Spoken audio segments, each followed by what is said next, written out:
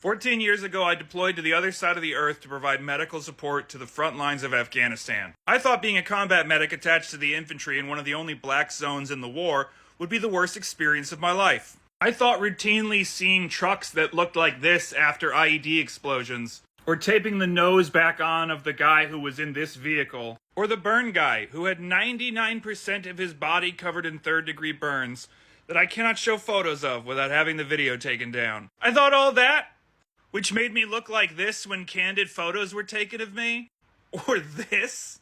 Well, I was convinced that that was going to be the worst experience of my life. I thought I'd get home and everything would be smooth sailing because I'd already experienced the worst humanity has to throw at me. You stupid slut! There's not even gonna be a house!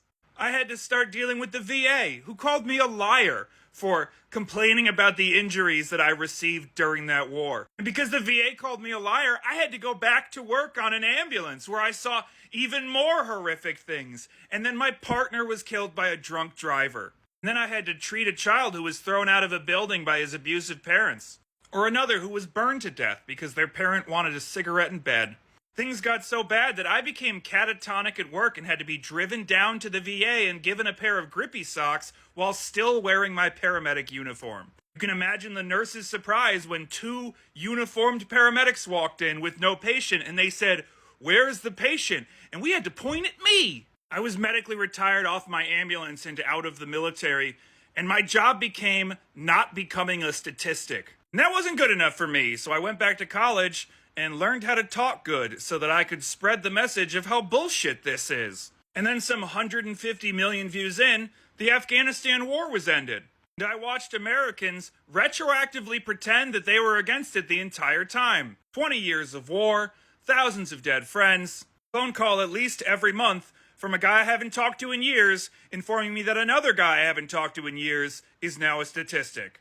Also that Americans could boil it down to a mistake. People started calling me a baby killer more often, and an imperialist, and laughing at my dead friends. I naively thought that would be the worst bit. I wrote all these experiences down in a book, and a year ago on Veterans Day, I tried to get a publisher, and I found one. And I went through a 4-month process of writing a pitch for my book about the experiences of being a veteran. And then that agent told me to scrap everything I'd written about PTSD and living with the trauma and give us more of those cool war stories. That's what's gonna sell. We need more cool medical stories in the war. Nobody wants to hear about how hard it is to live after the fact. And now, a year later, I've watched the American people, after ignoring my war and then turning on me for my war, go out and overwhelmingly vote for authoritarianism. The ones who even bothered to vote, that is. Because while me and a huge chunk of my generation went to war on behalf of America, a lot of people can't be bothered to get off the couch to stop an authoritarian from taking over. I gotta tell you, this all feels a whole lot worse than combat. Combat had some sick, twisted sense to it.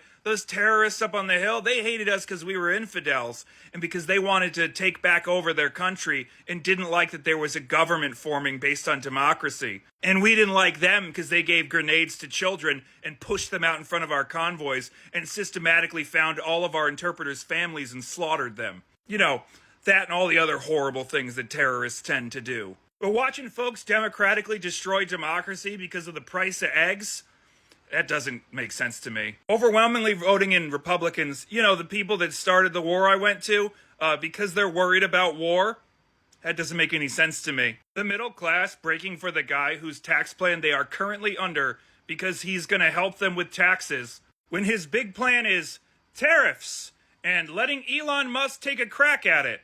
That doesn't make sense to me. It's weird being jealous of that kid who was terrified he'd be blown up every time he got into a truck. It's weird being jealous of the guy on the ambulance who was so stressed he ended up in a mental institution. It's weird being jealous of that guy who thought he could get a book about PTSD published. And it's especially weird knowing that future me is going to be jealous of the guy right now who doesn't actually know how bad it's going to be. So have fun thanking veterans for their service while you vote against everything they've ever fought for. And I guess thanks are in order. You've made the present so intolerable that I wistfully look back to the war I fought in. Happy Veterans Day, America. Thank you for your service.